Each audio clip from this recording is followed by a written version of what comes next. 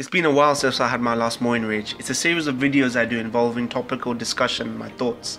They aren't always to do with anime and can be to do with anything ranging from politics to entertainment in a broad sense. With the recent buzz around Infinity War, this particular topic reared its ugly head again, so I just wanted to discuss and clarify my thoughts. I hope you enjoy.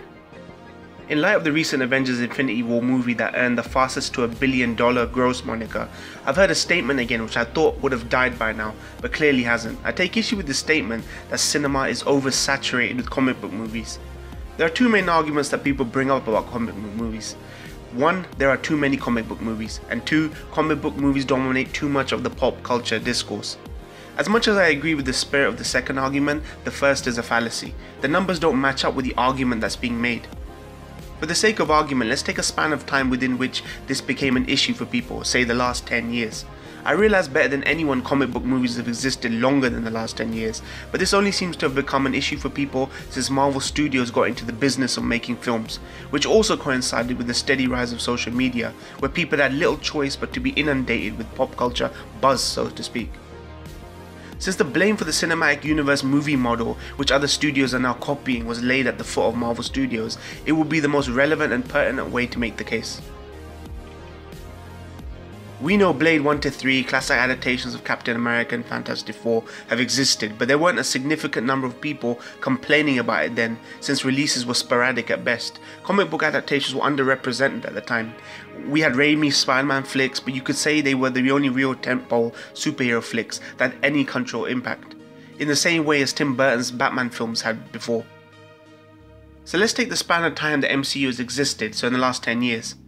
Going from practically 1 to 2 tentpole comic book movies a year to 3 or 4 a year on average since then is not oversaturation. We're talking strictly tentpole movies on a wide theatrical release here, and not straight to DVD animated features or TV shows.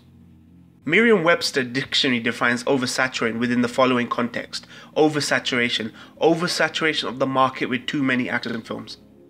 Too many is a relativistic term, and in that sense finds itself to be a fallacy when applied to comic book movies. There aren't too many comic book movies compared to traditional solo action hero vigilante flicks, crime flicks, romance movies, comedy movies, and children's films for smaller children that come out year in, year out and dominate the rest of any given year. This is not to say that we couldn't be headed towards comic book movie oversaturation, but as it stands, it isn't an objective truth. The problem here is oversaturation is being conflated with a few movies dominating the discourse, especially to the uninitiated. It presents a fundamental misunderstanding of the cinematic landscape in the last few decades. Comic book movies still constitute a small percentage of the movies that come out to wide theatrical release in any given year. The varying qualities of the movies is a separate discussion entirely. To get out ahead of the hypocrisy claims that may be leveled when it comes to anime, my argument for the shows like One Piece or Dragon Ball Super is not about oversaturation, because these are only, after all, 2 animes among thousands. The issue is that a small number of long-running animes dominate the discourse when there are plenty of other great shows out there. This is a fair argument and can be made for comic book movies too, but that isn't the argument being made here. I saw someone on my Twitter present a real example of what oversaturation in cinema actually looks like, using movies in the Western genre in the 50s as an example, and I decided to share that sentiment, to which the counter statement was presented against me, and I paraphrase: "You disagree with the oversaturation claim leveled at comic book movies because you like those movies. If 20 romantic comedies has come out in a year and that's all anyone talked about, you would complain." Putting aside the fact that the individual clearly doesn't know me too well, and that I do actually watch rom-coms, the first one I remember enjoying was Adam Sandler's 50 First Dates, and the most recent one was actually this year with Game Night, that statement just makes no sense. The truth is, 20 romance films probably did or would have come out in any given year, which clearly isn't the case for comic book movies, though the reason people don't talk about romance movies is because they aren't event cinema or relevant to the same people making the argument.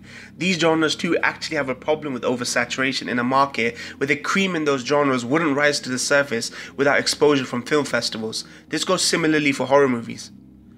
I understand if people's social media timelines or Twitter feeds are dominated by conversations about comic book movies, but that brings me back to my point about people's fundamental misunderstanding about cinema and the cyclical nature of event cinema. Select franchises dominating the discourse is nothing new. If it wasn't superhero movies, it would be sci-fi. We had this with Star Wars, or fantasy like with the Harry Potter films or Tolkien adaptations. We're more likely to see this as the general quality of these films improve.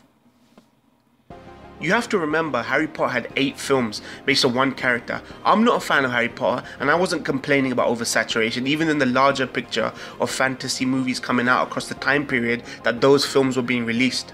The truth was, it constituted a small fraction of the number of great films I saw in any given year outside of that genre.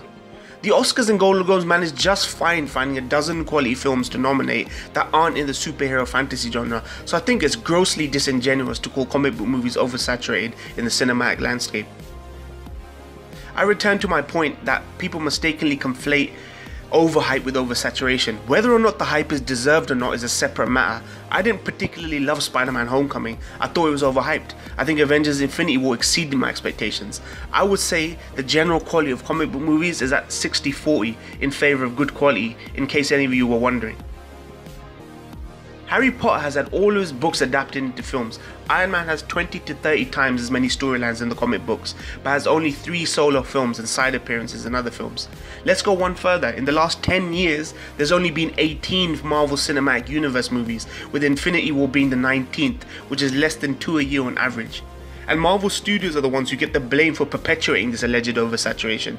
Most people who don't follow the broad landscape of cinema tend to make these uninformed, flippant arguments. And in their defense, it seems to me that people who should know better, like James Cameron, make similar arguments.